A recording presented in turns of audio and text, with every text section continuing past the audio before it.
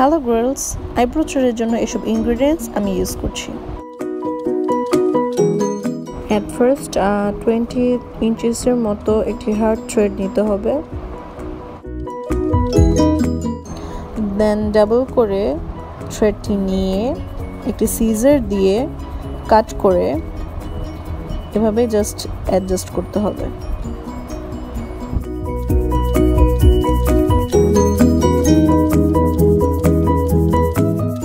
থ্রেডটি নিয়ে থামস দিয়ে হোল্ড করে রোটেট করে থ্রেডিংয়ের জন্য অ্যাডজাস্ট করতে হবে। নাও আমি লুজ পাউডার ইউজ করছি আমার ব্রোবন এরিয়াতে, আপার অ্যান্ড লোয়ার এরিয়াতে।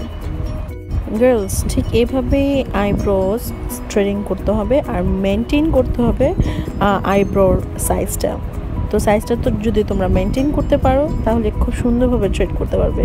আর যদি এটা টাফ লাগে তোমাদের কাছে তাহলে তোমরা আইব্রোটা অ্যাট ফার্স্ট সাইজ মতো ড্র করে নিবে, দেন তোমরা বাকি যে এক্সট্রা হেয়ারগুলো আছে সেগুলো তোমরা থ্রেড করে নিতে পারবে।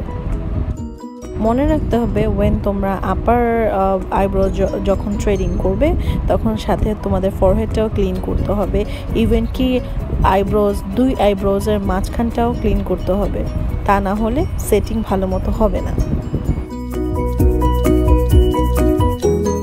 নাও আমার আইব্রো থ্রেড কমপ্লিট। এখন আমি একটি আইব্রো কোম নিয়ে, স্মল টিনি একটি কোম নিয়ে অ্যান্ড সিজার দিয়ে ভালো মতো কাট করে আমার আইব্রোজ আমি সেট করছি। এখন একটি কটন অ্যান্ড রোজ ওয়াটার দিয়ে আমি আইব্রোজটা ক্লিন করে নিব। এই ছিল আজকের DIY eyebrow threading tutorial for all of you guys. আশা করি আমার এই টিউটোরিয়ালটি তোমাদের জন্য অনেক হেল্পফুল হবে।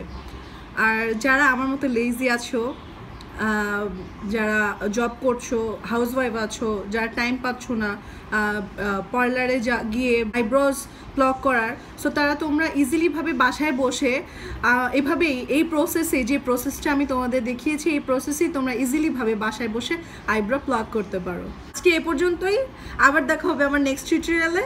So stay connected with me and supporting me. Thanks for watching.